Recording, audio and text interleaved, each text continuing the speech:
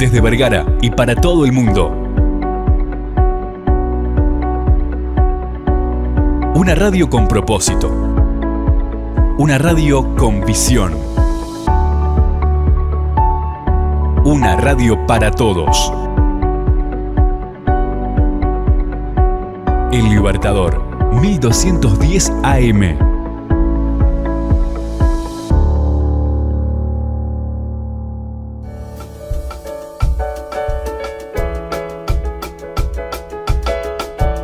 Cada libro es una puerta a un universo real o imaginario.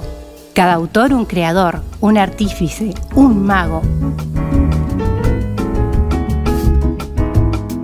Libros, autores, lugares e historias los descubrirás en Para viajar lejos. Con la profesora y escritora María García Marichal.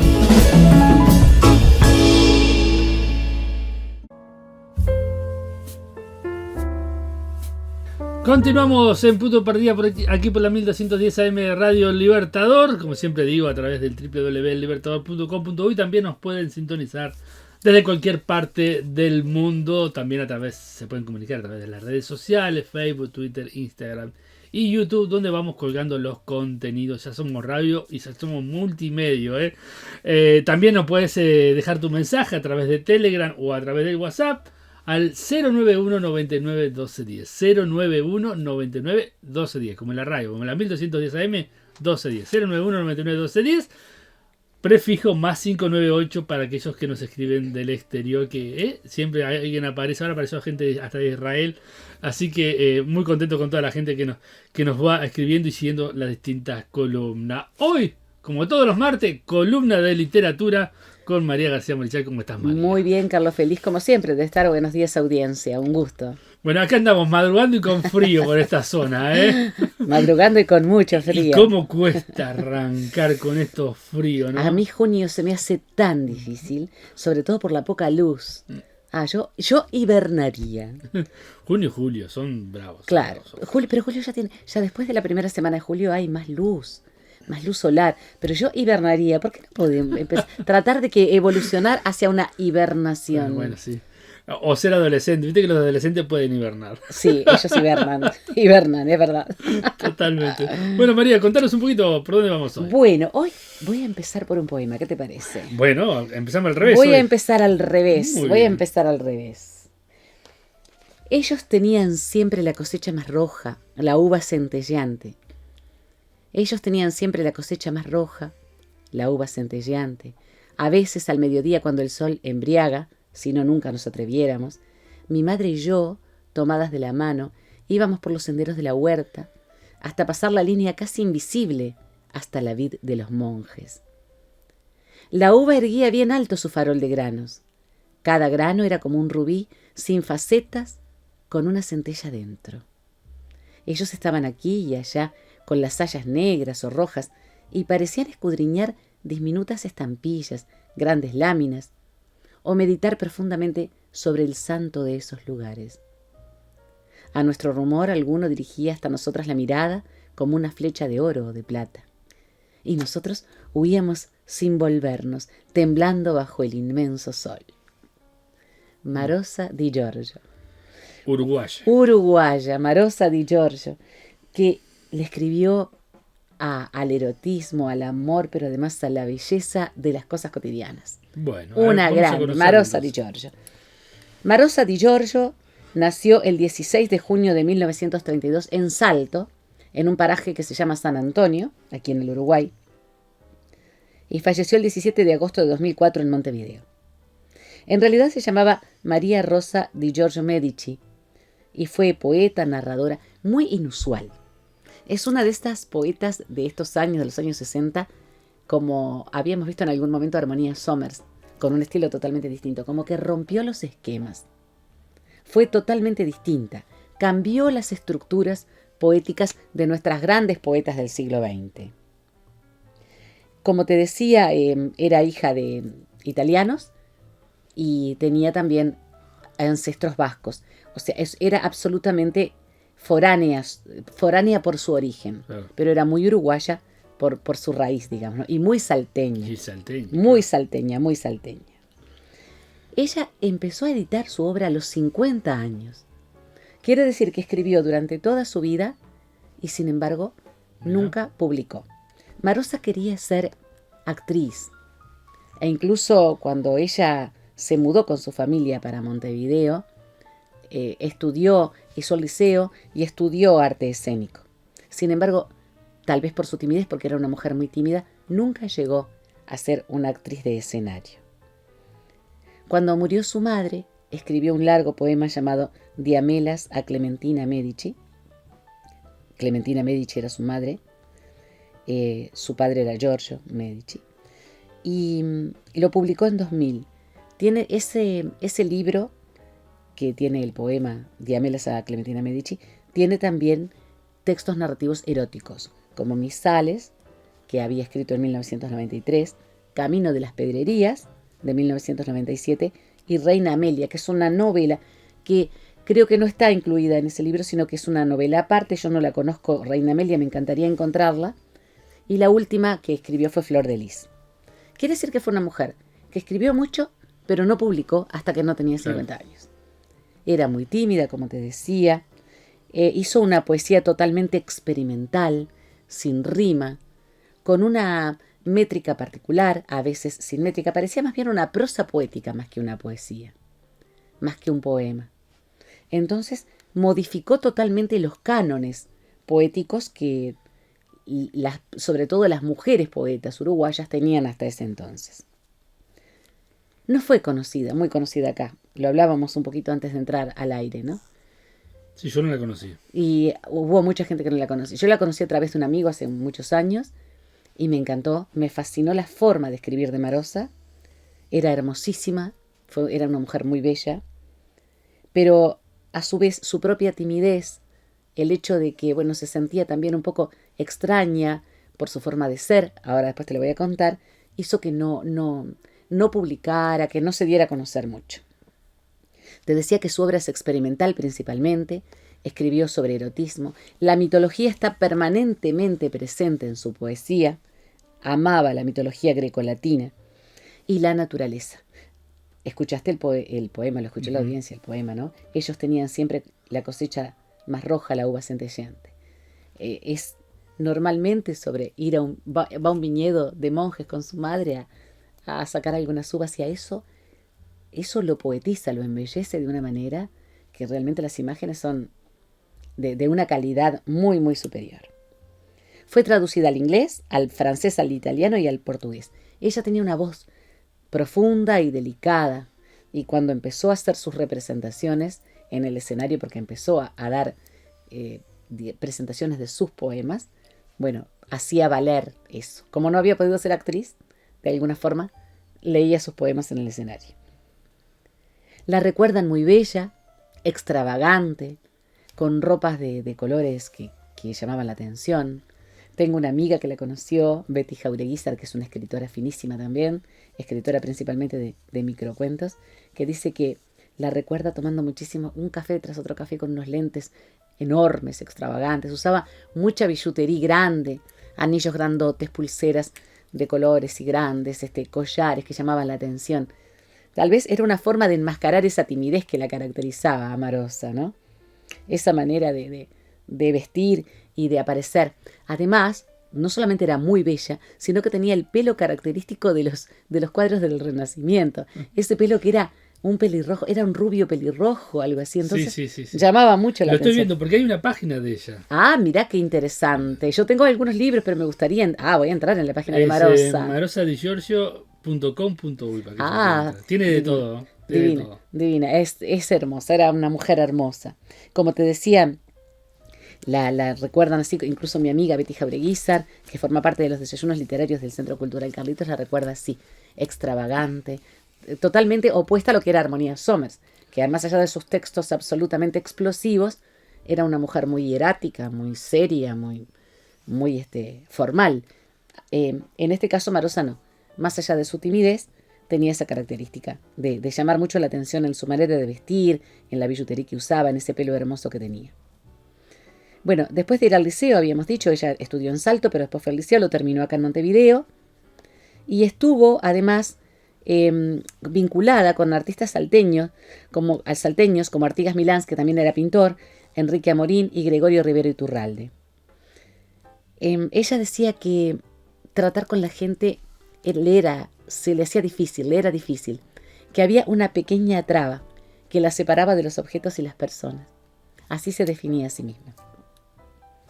El estilo de Marosa ha sido comparado por algunos críticos como una forma de surrealismo. La belleza, la magia que despliega parecen de sueño. Sin embargo, lo que ella hace es sublimar y embellecer la realidad de todos los días. Por ejemplo, en el caso de André Breton, que fue uno de los grandes surrealistas, él habla de que hay en el surrealismo una especie de subjetividad, más que de subjetividad, de intimismo que se escribe directamente. Es como si tú soñaras y fueras directamente a escribir lo que soñaste. Una forma directa, ¿no?, del inconsciente o del subconsciente con el papel. Marosa no es este tipo de surrealismo. Ella hace una poesía diferente, hace una poesía que embellece lo cotidiano, digamos.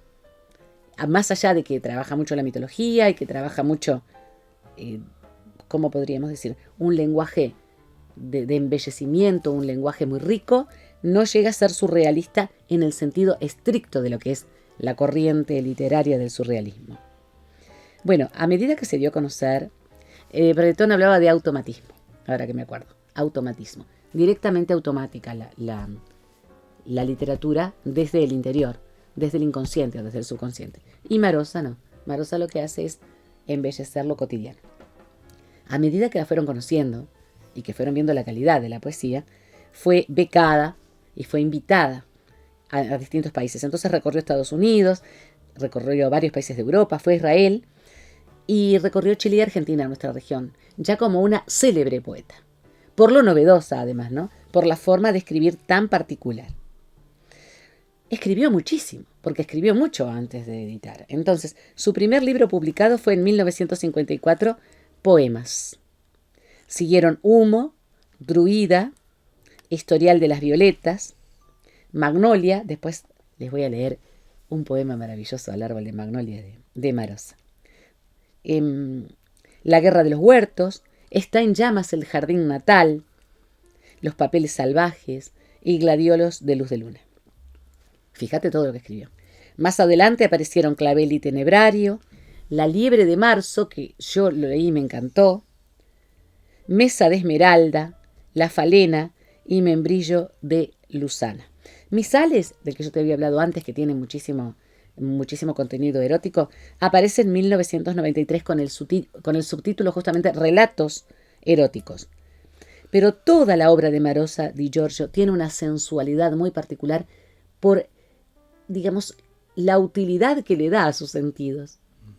La forma de captar lo que la rodea y la naturaleza la hacen hacer una poesía sumamente diáfana, muy cristalina, muy hermosa. Ha escrito sobre ella y sobre su obra Silvia Simonet, una escritora salteña que yo respeto mucho, y justamente de algunas de las cosas que les estoy contando proceden de la investigación y del trabajo que ha hecho Silvia Simonet, a quien yo, vuelvo a repetir, admiro mucho. Nunca se casó Marosa. Ella siempre dice, me enamoré algunas veces, estuve con algunos hombres, pero nunca me animé a cruzar la línea. Lo decía además de una manera muy poética, no recuerdo cómo, pero nunca me animé a cruzar la línea del matrimonio. No tuvo hijos tampoco. Era, como decíamos, una mujer muy simple en su manera de ser interior, muy llamativa en la forma de mostrarse, muy callada con quienes no conocía. Entonces pasaba por ser orgullosa, por ser pedante, por ser antipática. Sin embargo, era esa pequeña traba de la que ella hablaba que la separaba y que se mantenía en esa. Incluso se ven las fotos, que ella es una mujer muy tímida, ¿no? Ella contaba con respecto al erotismo en su poesía que vivía el sexo por una vía más completa y más honda, y que el erotismo de Marosa, su propio erotismo, sucede en zonas que no son la realidad. Entonces, hablamos de una mujer que más allá de su de su manera de ser, de su controversia personal, fue una mujer especial, una mujer que tenía una vida interior extremadamente rica. Cuando empezó a aparecer en recitales Marosa, ahí desató su deseo de ser actriz. Entonces aparecía, y Silvia Simonet lo cuenta de una manera muy linda, aparecía en el escenario, descalza, vestida de negro, con ese pelo de Madonna de Tiziano, digamos, con ese pelo de Madonna renacentista sobre los hombros, abrazando un ramo de flores rojas contra el pecho. Y así declamaba su poesía. Entonces, claro, golpeaba, ¿no? Porque además tenía una voz hermosa. Cuando murió el 17 de agosto de 2004, fue una triste noticia para quienes admiraban a Marosa y para la poesía uruguaya en general. Sus restos fueron sepultados en Salto como ella quería, en su tierra natal. Dijo que volvería a su tierra convertida en mariposa. Así que vos imagínate esa delicadeza interna de Marosa Di Giorgio. ¿Puedo leerte algo? Sí, por supuesto. Te voy a leer, y a la audiencia, 2 poemas. Dale.